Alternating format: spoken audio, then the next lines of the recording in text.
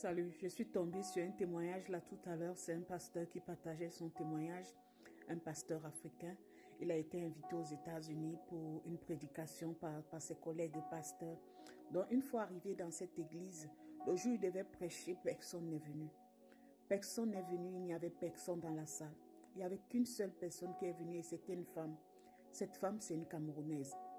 Elle est arrivée. Et son collègue pasteur américain de lui dit, mais comment on va faire? Les gens ne sont pas venus. Tu vas faire comment? Tu ne vas pas prêcher parce que la salle est vide. Il a dit ceci, écoute, si cette dame est venue, je vais prêcher comme si je prêchais à des milliers de personnes. Alors je suis là pour mon travail. Si j'ai un micro à main et si Dieu m'a fait venir ici, alors je vais prêcher cette parole. La dame était là, il a prié pour l'ouverture de la prédication. Après, il a commencé à prêcher. Il a prêché comme s'il prêchait à des milliers de personnes. Quand il a fini de prêcher, il a arrêté la prédication. Puis son collègue est venu lui dire, la qualité que c'est là, la lourde ça prend là, est-ce que tu vas encore prêcher demain? Il a dit, je ne sais pas, mais demande à cette femme, cette Camerounaise s'appelait Joséphine, demande à Joséphine, si elle vient demain, je vais prêcher. Alors, son collègue a demandé à Joséphine, viendras-tu demain pour notre prédication, vu que la salle est vide et personne ne veut venir? Est-ce que tu viendras demain? Joséphine a dit, je ne sais pas si je serai là demain. Je ne sais pas. Elle n'a pas donné la raison pour laquelle elle ne sait pas pourquoi elle ne pourra pas être là demain ou pas.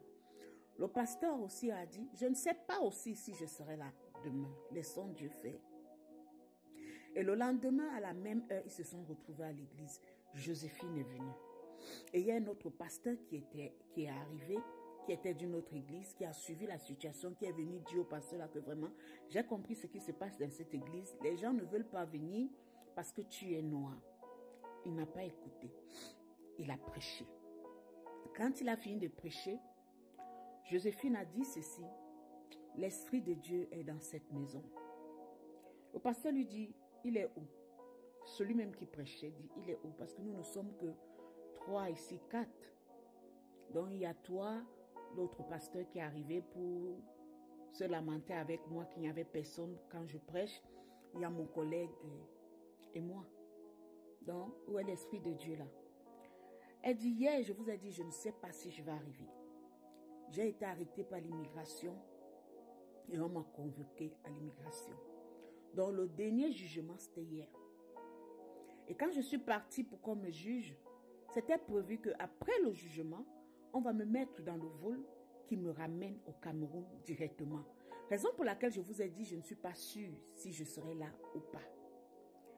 Pendant qu'elle était devant le juge de l'immigration, le juge de l'immigration a dit, Joséphine, est-ce que tu as quelque chose à ajouter sur ce jugement?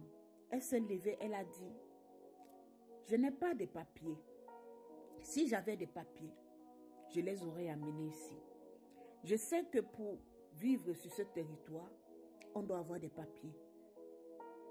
Je n'ai pas de papiers. Faites-moi grâce. C'est tout ce qu'elle a dit. Faites-moi grâce. Et l'autre avocat de l'immigration, tellement colère qu'il voulait voir que Joséphine soit déportée, il a commencé à bavader. Et le juge a dit, si vous continuez à bavader, je vais vous mettre dehors. Vous avez tellement bavardé ces jours-ci que aujourd'hui c'est mon tour de bavader, de donner mon jugement. Donc vous n'avez pas le droit de parler.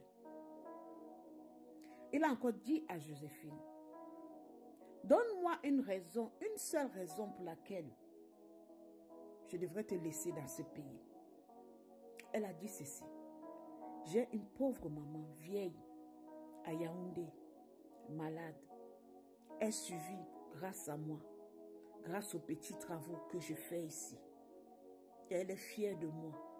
Le jour où elle me verra, elle mourra. Parce que rien n'est facile dans mon pays. Étant ici, je me bats, je travaille pour aider ma mère. Parce que ma mère est vieille. Faites-moi grâce. C'est tout ce qu'elle a dit. Et le juge dit, d'accord.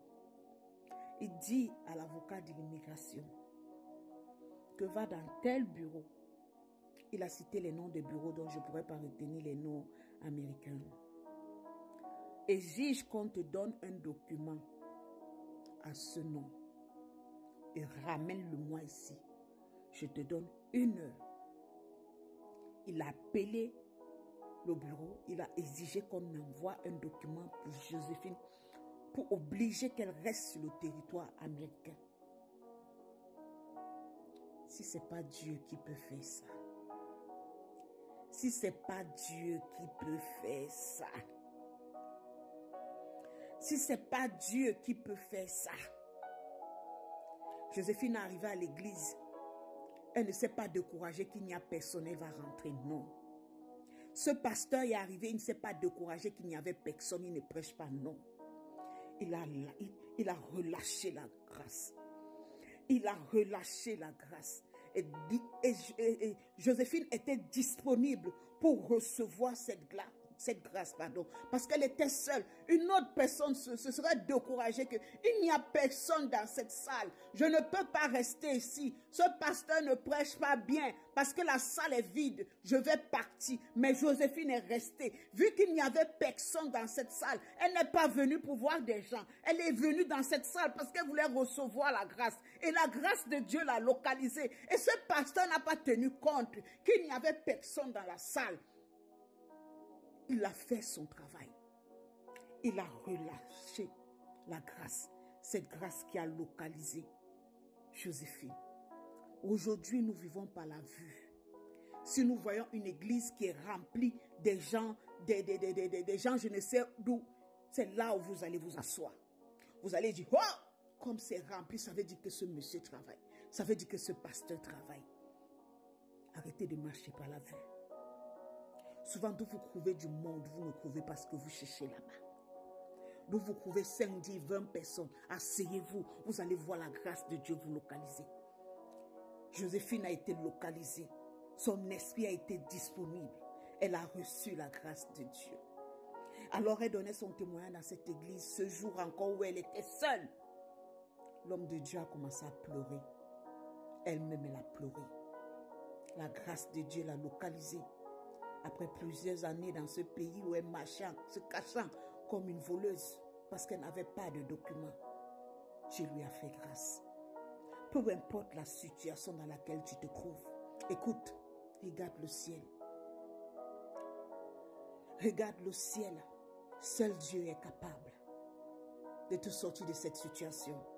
Tu vas beau faire de toutes tes forces, tu vas essayer de tout régler par tes moyens. Seul Dieu est capable. Que Dieu vous bénisse. Au nom de Jésus-Christ.